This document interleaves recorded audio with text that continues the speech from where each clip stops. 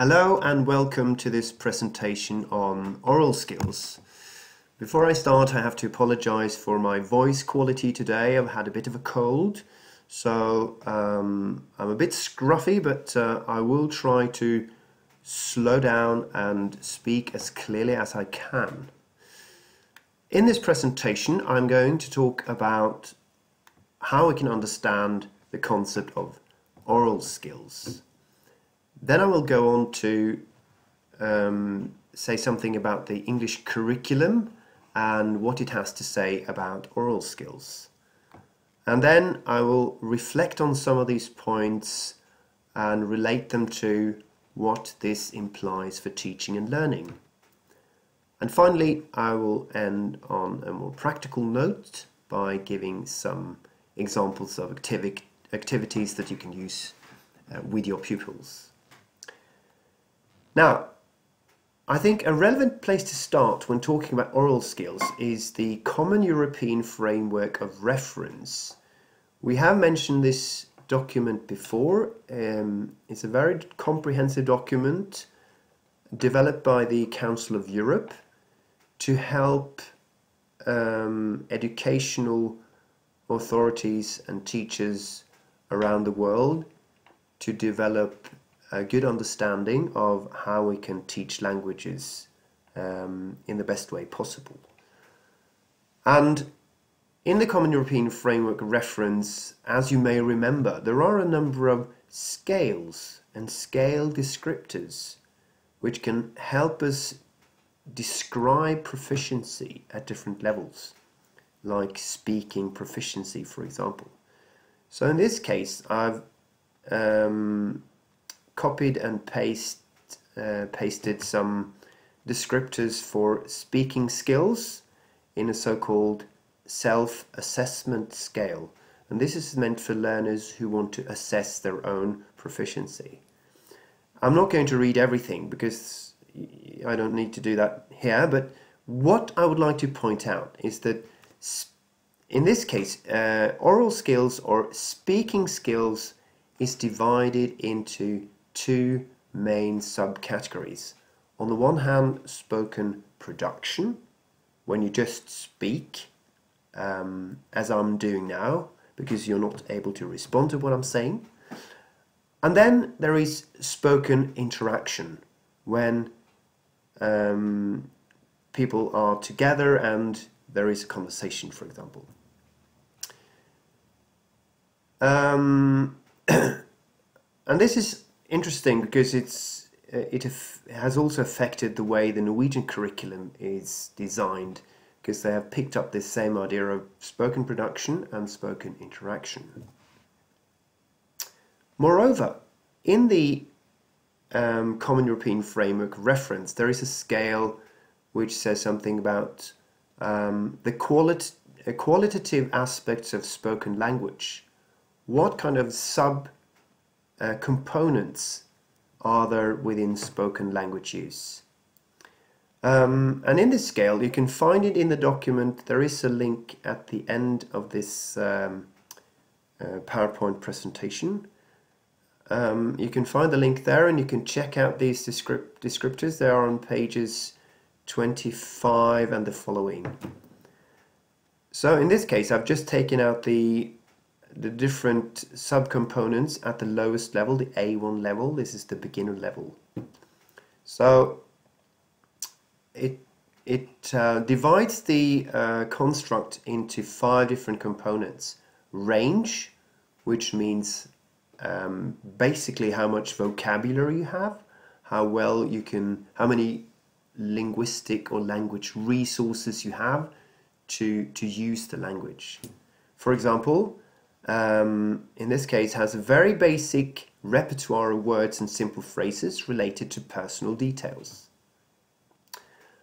And then comes the component accuracy, which on this level has to do with grammatical competence. So in this case, shows only limited control of a few grammatical structures. And then comes the issue of fluency, the ability to speak fluently. So in this case, can manage very short, isolated, mainly pre-packaged utterances. And then the next sub-skill would be interaction, can ask and answer questions about personal details.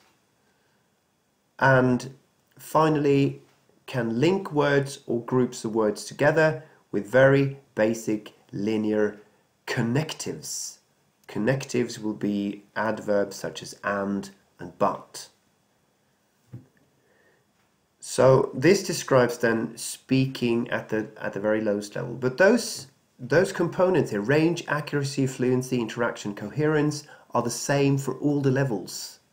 And now, of course, with children in primary school, you cannot expect them to have very good coherence or accuracy.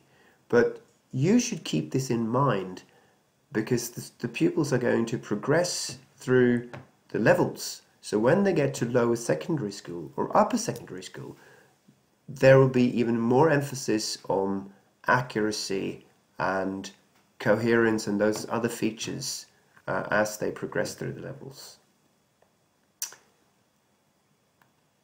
Okay, I think there are a couple of points that I'd like to make in addition to this concerning the Common European Framework of Reference scale. Firstly is that listening is understood as a part of speaking. So we're talking, when we say speaking, we mean both speaking and listening. And also this fact that the idea of communicative competence is so important in the framework document. So good speaking skills will then be linked to good communicative competence. And communicative competence, as you may remember, relates to grammatical competence, having vocabulary, grammar, pronunciation. It relates to social linguistic competence, which has to do with knowledge of politeness conventions, for example, such as the fact that people are generally more concerned with politeness conventions in Britain than in Norway, saying please and thank you and excuse me, I'm sorry.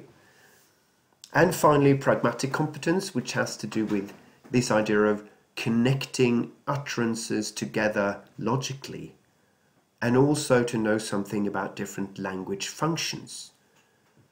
And language functions is something I would like to say a couple of more words about. So I'll get back to this. But before I do that, I'd also like to point out that the Common European Framework of Reference put a lot of emphasis on what learners can do with language. So it's not so much about having a perfect pronunciation or a perfect intonation. To speak like an American is not the idea. The idea is, what can you do with language? Are you able to order plane tickets? Are you able to have a conversation with old people in Australia? Are you able to negotiate with American lawyers? What can you do with language? And this is also the point about the framework, that there are scales that at the lowest levels you will be able to perform some functions. At high levels you will be able to perform more functions. And now also notice that the framework was originally meant for adults. So when you look at some of the descriptors that I just showed you, you will see that they don't really fit pupils in primary school.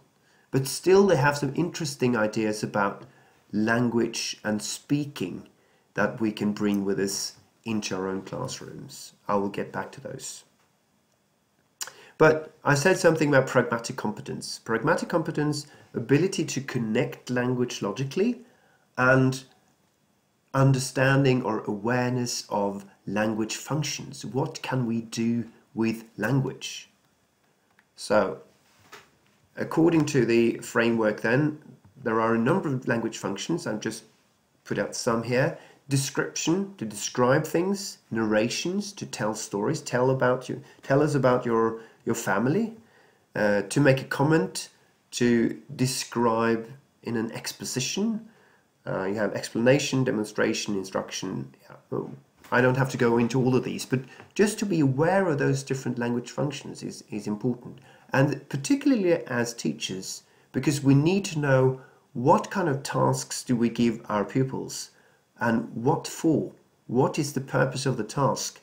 Is it to make the pupil tell a story? Is it to describe something? Is it to explain something? Or what is it?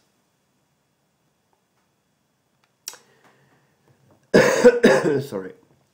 Then we'll move on to the Norwegian framework for basic skills. Rammeverket for grunnleggende ferdigheter, which was newly released. The second version was newly released now in October 2017. And this is very central, as you know, because basic skills are important in all subjects. And you also know that oral skills are one of the basic skills.